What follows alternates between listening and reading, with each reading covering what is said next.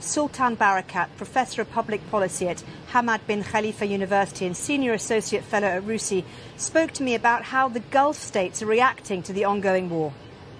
The Gulf states recognize that this is not their war. They never saw this war. They were not consulted about it. They were not consulted about the timing or the strategy. And until now, like the rest of the world, they don't know what the end game of this war is.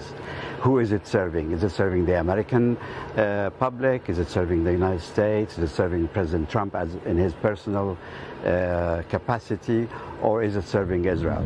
So by and large, they have done their very best to stay out of this conflict as a direct partner to the war, and they've concentrated on defending their airspace. Now, I think they will probably welcome the possibility of further talks with Iran as part of a structured approach towards de-escalation. They are very aware of the fact that only the Gulf states and Iran are set to lose if this war continues any longer. Israel, as you saw, has already turned its attention to Lebanon, and as repeating practically all the tricks that they did in Gaza now in Lebanon with all the assumptions. And today you heard the news about the casualties with the medical staff and so on. And they left it to the United States practically to close this war. And I think it is now up to President Trump to either define exactly what it means to him to have a win, or to allow the Gulf states and other third-party countries, there are many, many countries who are interested in ending this conflict, to play a role in de-escalating it. But so far we have not really seen sufficient oomph, if you like, from his side to bring this to an end. Well, he's spoken to NBC overnight, the President, and said Tehran appears ready to make a deal. Iran is denying this, though. I mean, it's very difficult to gauge what is happening because there's propaganda and there's talking up, talking down, talking sideways from both sides, all sides actually. How difficult is it to gauge where we really are and where Iran and the US really are? Well, we usually try to differentiate between the public positions announced by both sides and their real interest. And it is in the interest of all sides at the moment to bring this to an end.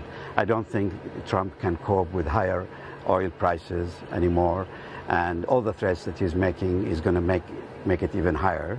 At the same time, Iran, of course, appreciate that they've lost quite a bit of their capacity. They can still do a lot of harm. They can disturb the Hormuz Strait. But they've started now, as you know, giving allowances to certain nations. So China is exempted, India is exempted, they can pass freely. They're now focusing more on American interest. Nevertheless, both sides, it's in their interest now to bring this to a closure.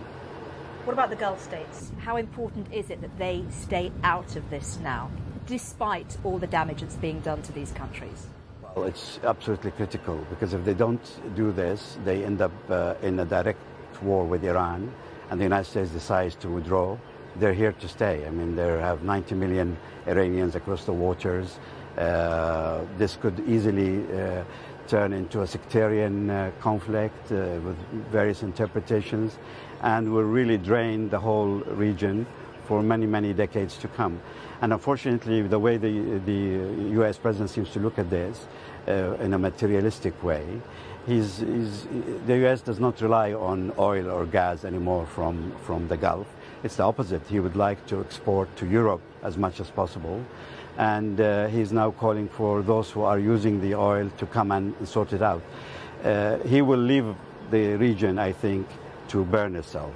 And this is something that's very clear in the minds of leaders across the region.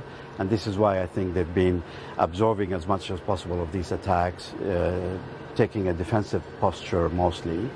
And they're likely to continue. And if the Iranians open the possibility for a dialogue, I think they'll probably take it.